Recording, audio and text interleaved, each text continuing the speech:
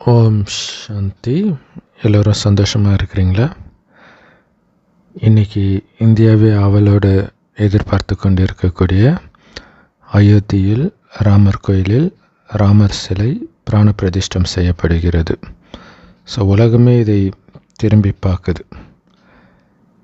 இந்த ராமருக்கு அவ்வளோ சக்தியாக எதனால் அவருக்கு கோயில் கட்டுறாங்க போன்ற விஷயங்களை நம்ம இதற்கு முன் வீடியோவில் போட்டிருக்கிறோம்.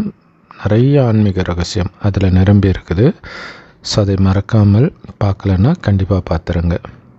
இப்போ இந்த வீடியோவில் நாம் பார்க்க போகிறது என்ன அப்படின்னா, ஜெய் ஸ்ரீராம் அப்படிங்கிற அந்த மந்திரம் பெரும்பாலும் இப்போ இந்துக்களால் சொல்லப்படுது. உண்மையிலே இந்த ஜெய் ஸ்ரீராம் மந்திரத்திற்கு ஸ்ரீராமரை விட அதிக சக்தி இருக்குது அப்படின்னு சொல்லுவாங்க.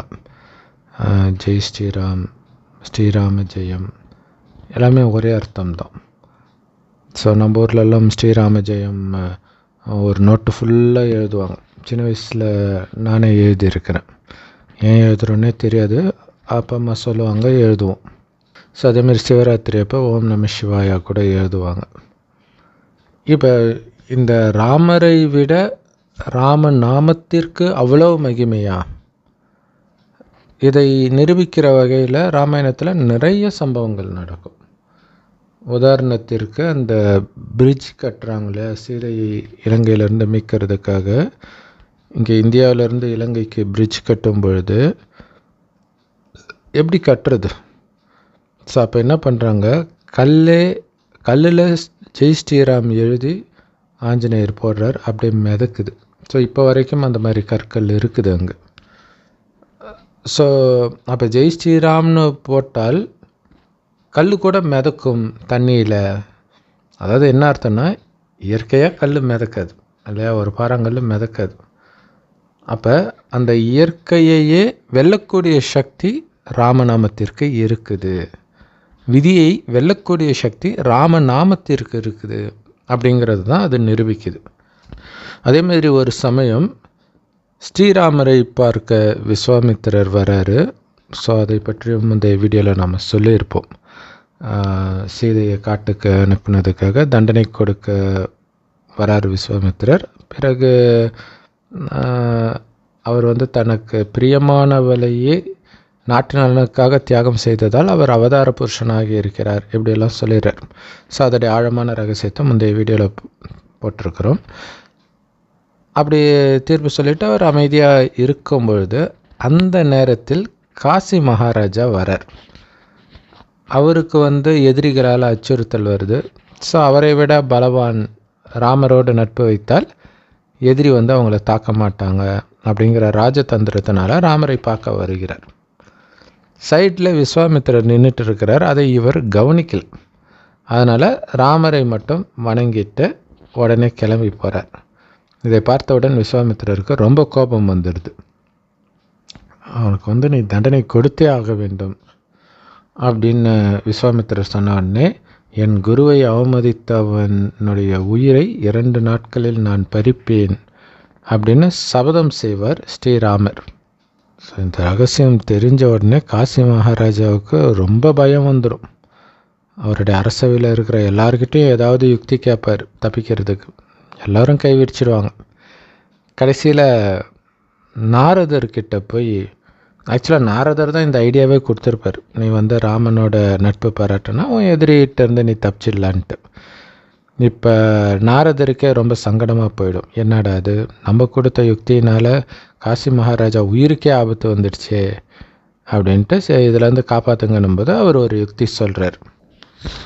என்ன சொல்கிறாருன்னா, ஆஞ்சநேயரோட அம்மா அஞ்சனை மாதா காலில் போய் நீ சரண்டர் ஆகிடு, அவங்களால மட்டும்தான் உன்னை காப்பாற்ற முடியும். ஆனால் நீ சரண்டர் ஆகும்போது எனக்கு அபயம் கொடுங்கன்னு கேளு. அவங்க அபயம் கொடுக்குறேன் அப்படின்னு சொன்ன பிறகு தான் நீ ராமர் பேரையே சொல்லணும். இல்லாட்டினா எப்படி? ஏன்னா தன்னுடைய மகன் ஆஞ்சநேயரே தீவிர ராம பக்தன். இப்போ ராமருக்கு எதிராக அவங்க எப்படி அபயம் கொடுப்பாங்க? ஸோ அதனால் இப்படி ஒரு யுக்தியை சொல்லி அனுப்புகிறார். அதே மாதிரியே காசி மகாராஜாவும் அஞ்சனை தாயிடம் போய் எனக்கு அபயம் கொடுங்கன்னும் போது, என்ன அபயம், உனக்கு யாரால் ஆபத்துன்னு கேட்குறாங்க. அதை கண்டிப்பாக சொல்கிறேன் தாயே, ஆனால் முதல்ல எனக்கு அபயம் கொடுக்குறேன்ட்டு உறுதி கொடுங்க அப்படின்னு கேட்கும்போது, சரி உறுதி கொடுக்குறேன், இப்போ சொல்லு அப்படின்னும்போது, ஸ்ரீராமரால் ஆபத்துன்னு ஷாக் ஆகிடுவாங்க. ஷாக் ஆகி அவனை அடித்து துரத்துவாங்க. ஸோ அப்போ காலில் விழுந்து, சரி உங்களுக்கு என் மேலே எனக்கு அபயம் கொடுக்கணுன்னு விருப்பம் இல்லை போல இருக்குது, நான் கிளம்புறேன் அப்படின்னு கிளம்பும்போது, சரி இருங்க. அது அந்த காலத்தில் கொடுத்த வாக்கிற்கு எவ்வளோ மரியாதை கொடுக்குறாங்க. அது தனக்கு பாதகமாகவே, தன் மகனுக்கு பாதகமாகவே இருந்தாலும் பரவாயில்லை, கொடுத்த வாக்கை நாம் காப்பாற்றணும் அப்படிங்கிற விஷயம் புராணங்களில் அடிக்கடி சொல்லப்பட்டிருக்கும். பீஷ்ம பிதாமகர்லேருந்து நிறைய பேர், அர்ஜுனன் எல்லாருமே. ஸோ அதே மாதிரி தான் இங்கே அஞ்சனை தாய் என்ன சொல்லுவாங்க, நீ இப்போ என்னை தர்ம சங்கடத்தில் மாட்டி இருக்கிற, சரி பரவாயில்ல, நீ ரூமில் போய் இரு, வீட்டில் போய் இரு, நான் கூப்பிட்ற வரைக்கும் வெளியில் வராத அப்படின்னு சொல்லிட்டு ஆஞ்சநேயான்னு கூப்பிட்றாங்க.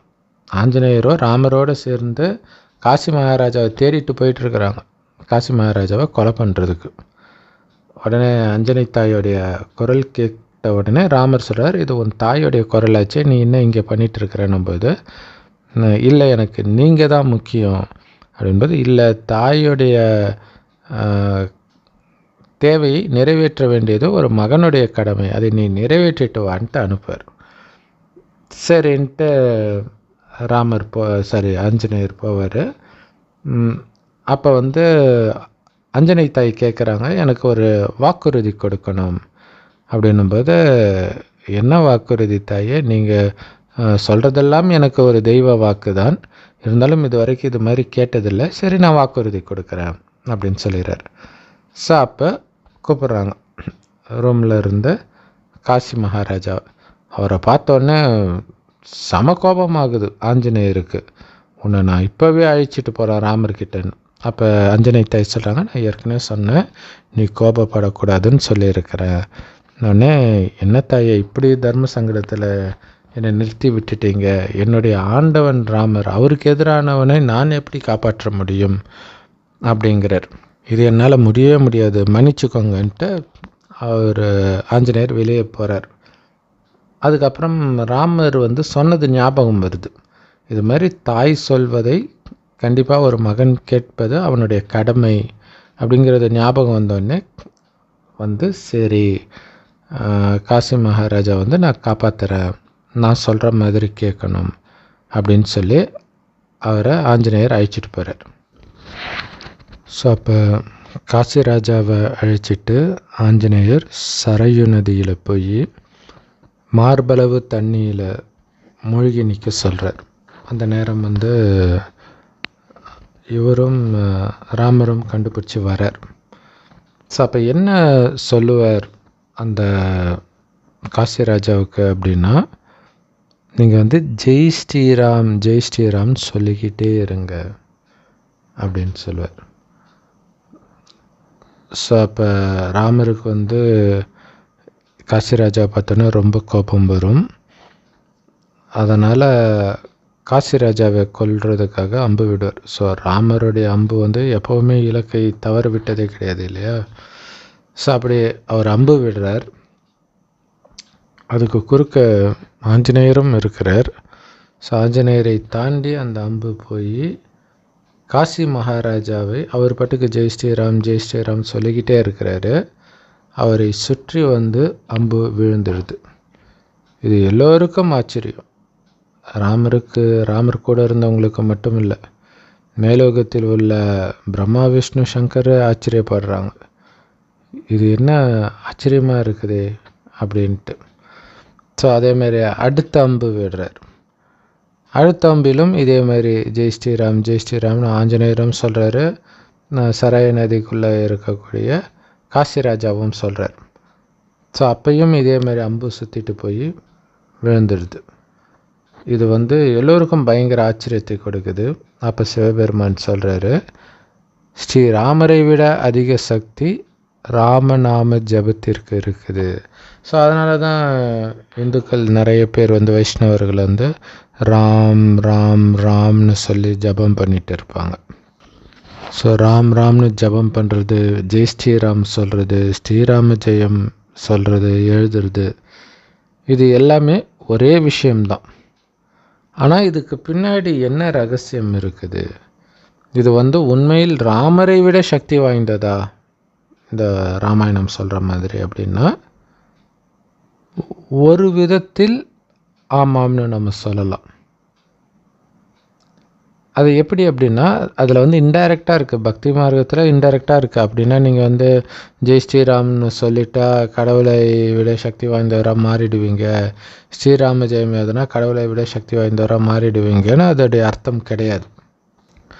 ஆனால் என்ன அர்த்தம் அப்படின்னா நாம் செய்த முன்ஜென்ம கர்ம வினைகள், பாவ காரியங்கள் இருக்குது இல்லையா, அதற்கான தண்டனை நம்மை தேடி வந்தே தீரும். இது இறைவன் வகுத்த விதி.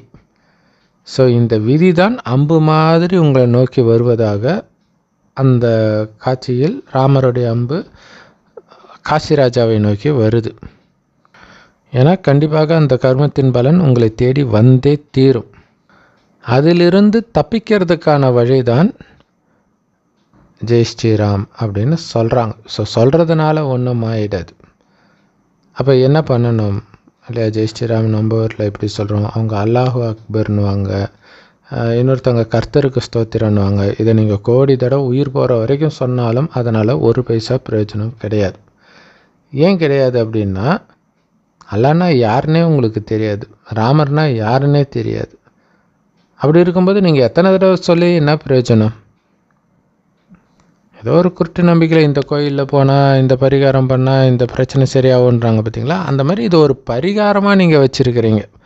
அதனாலலாம் கண்டிப்பாக உங்களுடைய பாவம் அழியாது, செய்த பாவத்திற்கான தண்டனையிலிருந்து நீங்கள் தப்பிக்க முடியாது. இப்போ ஜெய் ஸ்ரீராம்னா என்ன, அல்லாஹு அக்பர்னா என்ன, பிரேஸ் தி லார்ட்னா என்ன? மூணுமே ஒரே அர்த்தம் தான், கடவுளுக்கு மகிமை. வெற்றி பெற்ற ஸ்ரீராமருக்கு மகிமை, இதுதான் அர்த்தம். எல்லா மதத்திலுமே ஒரே அர்த்தத்தை தான் சொல்லிட்டு இருக்கிறாங்க. ஆனால் வெவ்வேறு கடவுளை பற்றி பேசுகிறதா அவங்களே தப்பாக புரிஞ்சுக்கிறாங்க. ஆனால் எல்லா மகிமையும் ஒரு சிவத்தந்தைக்கு. கடவுள் யாருன்னு தெரியாததுனால ராமருக்கு, கிருஷ்ணருக்கு, இயேசுக்கு இந்த மாதிரி மகிமையை மாற்றி கொடுத்துட்றாங்க. ஏன் சிவபெருமானுக்கு மட்டுமே மகிமைனா இந்த ரகசியத்தை கற்றுக் கொடுக்கறதே சிவத்தந்தை தான். என்ன ரகசியத்தை கற்றுக் கொடுக்குறார் அப்படின்னா, என்னுடைய மகிமையை மனதால் பாடிக்கொண்டு இருங்கள். ஜெய் ஸ்ரீராம் கிடையாது இல்லையா? அந்த மகிமை என்ன அதை பாடணும். அப்போ உங்களுக்கு தெரிஞ்சிருக்கணும் கடவுளுடைய மகிமை என்ன, அப்படி என்ன அவர் மகிமைக்குரிய காரியத்தை செய்கிறார், அவருடைய தொழில் என்ன அப்படின்னு தெரிந்தால்தான் அந்த மகிமையை நீங்கள் பாடுவீங்க. ஸோ அதுக்கு சிம்பிளாக புரிஞ்சுக்கணும் அப்படின்னா, கடவுள் 5000 வருடத்திற்கு முன்பு இந்த பூமியை சொர்க்கமாக படைக்கிறார். அங்கே அனைத்தும் நிரம்பி இருக்குது. அதனால் சதா ஆனந்தமாக மனிதர்களும் எல்லா ஜீவராசிகளும் இருக்கிறாங்க. இது முதல் 2500 வருஷத்துக்கு. அடுத்த 2500 வருடத்தில் இதே பூமி நரகமாகுது. அப்போ அனைத்தும் நிரம்பி இருந்த சொர்க்கம் கொஞ்சம் கொஞ்சமாக காலியாகுது. சொர்க்கத்தில் இருந்த மனிதர்களின் அழகு குறையுது, ஆரோக்கியம் குறையுது, ஆயுள் குறையுது, செல்வம் குறையுது, எல்லாமே படிப்படியாக குறைஞ்சி கலியுகத்தின் இறுதியில் ஆல்மோஸ்ட் எல்லாத்தையும் இழக்கிற நேரத்தில் கடவுள் மீண்டும் அனைத்தையும் அடைவதற்கான வழியை சொல்கிறார். ஸோ அனைத்தையும் நம்ம இழந்ததற்கு காரணம் காமம், கோபம், பற்று, பேராசை, அகங்காரத்தின் வசப்பட்டு நாம் செய்த பாவங்களின் பலன்களே. இதுக்கு முக்கியமான காரணம் உங்களை அழியக்கூடிய உடம்புன்னு நினச்சது தான். ஆனால் சொர்க்கத்தில் இருக்கும் பொழுது உங்களை அழியக்கூடிய உடலாக நினைக்காமல் இதை இயக்கக்கூடிய அழிவற்ற ஆத்மாவாகத்தான் உங்களை உணர்ந்தீர்கள். அந்த ஆத்மாவே அன்பின் ஆனந்தத்தின் சொரூபமாக இருக்கும் காரணத்தினால் வெளி உலகத்தை நீங்கள் அன்பிற்கோ ஆனந்தத்திற்கோ அமைதிக்கோ சார்ந்து இருக்க மாட்டீங்க. அப்போ நீங்கள் முழு திருப்தியாக இருப்பீங்க. அப்போ உங்களுடைய பார்வை, வார்த்தை, நடத்தை எல்லாமே அவ்வளவு தெய்வீகமாக இருக்கும். அப்படி இருந்ததுனால தான் சொர்க்கத்தில் வாழ்ந்த அந்த 33 கோடி தேவதைகளுக்கு இந்துக்களாகிய நாம் கோயில் கட்டி பூஜை பண்ணுறோம். ஆனால் அந்த தேவதைகள் எங்கே போயிட்டாங்கன்னா எங்கேயும் போகலை. மறுஜன்மம் எடுத்து எடுத்து கலியுகத்தின் இறுதியில் அனைத்தும் இழந்திருக்கக்கூடிய நீங்களும் நானும் தான். அப்படிங்கிற ரகசியத்தை வெளிப்படுத்துவதற்காக தான் சிவபெருமான் வருகிறார். ஏன் வெளிப்படுத்த வருகிறார் அப்படின்னா, மீண்டும் கலியுகம் அழிந்து இந்த பூமி சத்தியுக சொர்க்கமாக ஆகும்போது அங்கே நீங்கள் மீண்டும் தேவதை ஆகணும். அந்த தேவதை ஆகிறதுக்கான வழியை கடவுள் சொல்கிறார். அதை சாரமாக உங்களை ஆத்மான்றது உயிர், அது பூர்வமத்தில் நட்சத்திரம் மாதிரி ஜொலிக்கிறதுனால தான் போட்டு வைக்கிறோம். ஸோ அந்த ஆத்மான்னு ஒன்று ஆத்மாவின் தந்தை சிவபரமாத்மாவை எவ்வளவு முடியுமோ அவ்வளவு நினைவு செய்யுங்க. அவர் செம்பொன் நிறமான ஒளி உலகத்தில் நட்சத்திரம் மாதிரி இருக்கார். செவ்வானத்தில் நட்சத்திரம் மாதிரி அவரை நினைவு செய்யலாம். கூடவே இறைவன் கொடுக்குற ஞானமாகிய முரளி எல்லா பிரம்மகுமாரிகள் ராஜயோக தியான நிலையத்திலும் முற்றிலும் இலவசமாக கிடைக்குது. ஸோ அந்த முரளியையும் தினம் தினம் கேட்கணும். அந்த முரளியுடைய சாரமே உங்களை ஆத்மான்னு சிவபரமாத்மா எவ்வளவு முடியுமோ அவ்வளவு நினைவு செய்ய செய்ய தான் நம்மளுடைய முன்ஜென்மத்து பாவங்கள் அழியும். அப்போ என்ன ஆகும்? பாவம் அழிஞ்சிட்டாலே நம்மளுடைய தண்டனைகள் குறைஞ்சிக்கிட்டே வர ஆரம்பிக்கும். ஒரு டைமுக்கு அப்புறம் தண்டனையே இருக்காது. அப்படிங்கிற ரகசியத்தை கடவுள் சொல்கிறார். கடவுள் எல்லோருக்கும் தான் குழந்தை. ஆனால் இந்த ஞானத்தை கொடுக்கும்போது யார் கடவுளை அடையாளம் கண்டுக்கிட்டு நிச்சய புத்தி வச்சு அவருடைய ஞானத்தை அப்படியே ஃபாலோ பண்ணுறாங்களோ அவங்க மட்டுமே தண்டனை அனுபவிக்கிறதுலேருந்து தப்பிக்கிறாங்க. ஏன்னா இறைவனின் நினைவினாலேயே பாவத்தை அவங்க அழித்து தங்களுடைய குணத்தையே மாற்றிக்கிறாங்க. ஸோ இப்படிப்பட்ட அற்புதமான ஞானத்தை கொடுக்கறதுனால தான் சிவனுக்கு மகிமை. இந்த மகிமையை மனதுக்குள்ளே நீங்கள் பாடிக்கிட்டு இருக்கணும், நினச்சிக்கிட்டு இருக்கணும். கலியுகத்தில் ஒன்றுத்துக்கும் இல்லாத குப்பையாக இருந்த என்னை சத்தியுகத்தின் கோபுரத்தில் வச்சிருக்கிறையே என்னுடைய அன்பான சிவத்தந்தையே இப்படின்னு மனதுக்குள்ளே நீங்கள் அவருடைய மகிமையை பாடுறதை தான் ஜெய் ஸ்ரீராம்னு இவங்க சத்தம் போட்டு பேசுகிறாங்க. ஆனால் இவங்க என்ன மகிமை இயேசுக்கோ ராமருக்கோ கிருஷ்ணருக்கோன்னு அவங்களுக்கு தெரியவே தெரியாது.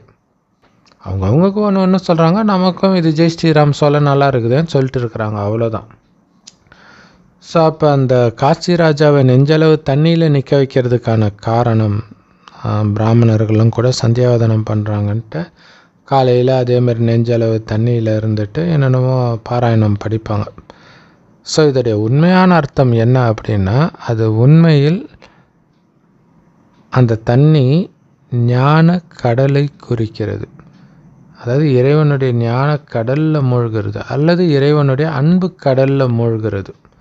அப்போ அவருடைய அன்புலேயே நீங்கள் மூழ்கி இருக்கும்போது உங்களை சுற்றி வரக்கூடிய பிரச்சனை எதுவுமே உங்களுக்கு பிரச்சனையாகவே தெரியாது. உங்களுக்கு நடக்கிற மாதிரியே இருக்காது, யாருக்கோ நடக்கிற மாதிரி இருக்கும். ஸோ இதெல்லாம் எதனால் இந்த அற்புதம் நடந்துச்சு? ஜெய் ஸ்ரீராம் அப்படின்னு வாயை திறந்து சொல்லலை. உண்மையிலே அதோடைய அர்த்தம் என்னவோ அதில் நாம் நிலைக்கிறோம். இறைவனுடைய மகிமையை பாடுவதிலும் இறைவனை நினைக்கிறதுலையும். இறைவன் செம்பன் நிறமான ஒளி உலகத்தில் நட்சத்திரமாக இருக்கார். அங்கேருந்து தான் ஆத்மாக்கள் எல்லாம் கீழே வந்தோம். ஸோ அந்த சிவனை செவ்வானத்தில் நட்சத்திரம் மாதிரி எந்த அளவுக்கு நினைக்கிறீங்களோ அந்த அளவுக்கு உலகில் கவர்ச்சியிலேருந்து புத்தி விலகும். காமம், கோபம், பற்று, பேராசை, அகங்காரத்திலேருந்து முற்றிலும் விலகிடுவோம். ஸோ அப்போ நம்ம செய்த பாவத்திற்கான தண்டனை கொடுக்கணுன்ற விதியை அமைத்தது கடவுள் தான். அதுதான் அந்த அம்பு நம்மை நோக்கி வருது. அதற்கு ராமநாமத்தினால் நீங்கள் தப்பிக்கலான்றது இறைவனுடைய மகிமையில் மூழ்கி இருந்தால், இறைவனின் நினைவில் மூழ்கி இருந்தால், அதுதான் இறைவனுடைய அன்பில் மூழ்கி இருக்கிறது தான். அந்த அன்பு கடலில் நீங்கள் மூழ்கி இருக்கிறீங்க, அந்த நெஞ்சளவு தண்ணியில். அப்படியே அன்பு கடல்லே நீங்கள் மூழ்கி இருந்தீங்கன்னா மாயை உங்ககிட்ட வராது, தண்டனை கொடுக்க முடியாது அப்படின்னு கடவுள் சொல்கிறார். ஸோ இதோடைய நினைவாக தான் ஜெய் ஸ்ரீராம், அல்லாஹு அக்பர், பிரேஸ் தி லார்ட் எல்லாமே எழுதுகிறாங்க. ஆனால் அப்படி எழுதுறதுனால எந்த விதமான பலனும் இல்லை அப்படிங்கிறதை அறியாமல் எழுதும் அவர்களுக்கு இந்த ஞானத்தை கொடுத்து அவர்களை தெளிவுபடுத்த வேண்டியது இந்த ஞானத்தை அடைந்த ஒவ்வொரு சகோதர சகோதரியுடைய கடமை. ஸோ இந்த அற்புதங்கள் கடைசி நேரத்தில் உலக அழிவின் பொழுது கோடீஸ்வரனுக்கு கூட ஒரு பிடி சாப்பாடு கிடைக்காதுன்றார். அந்த நேரத்திலும் நீங்கள் இறைவன் நினைவிலே மூழ்கி இருக்கும் பொழுது காஞ்ச சப்பாத்தி கிடைக்கும். ஆனால் இறைவனின் நினைவில் மூழ்கி இருந்து அந்த சப்பாத்தியை சாப்பிடும் பொழுது ஏதோ அப்போ தான் சுட்டு எடுத்த ரொம்ப சாஃப்டான சப்பாத்தி மாதிரி உங்களுக்கு ஃபீல் ஆகுன்றார். அதுதான் யோக பலத்தின் சக்தி. ஸோ இதை தான் பாடகி சித்ரா அவர்கள் இந்த ஜனவரி 22 பிராண பிரதிஷ்டை நடக்கும்போது மதியம் 12:20 எல்லாருடைய வீட்டிலும் விளக்கேற்றி ஸ்ரீராம ஜெயராம ஜெய ஜெய ராம அப்படின்னு சொல்லுங்கள் அப்படின்னு சொல்லியிருக்கிறாங்க. ஸோ அதோடைய அர்த்தமே ஜெய் ஸ்ரீராம் தான். அதேமாதிரி மோடி அவர்கள் எல்லார் வீட்டிலும் விளக்கேற்றி வைத்து மனதார ராமரை நினையுங்கள் அப்படின்னு சொல்கிறாங்க.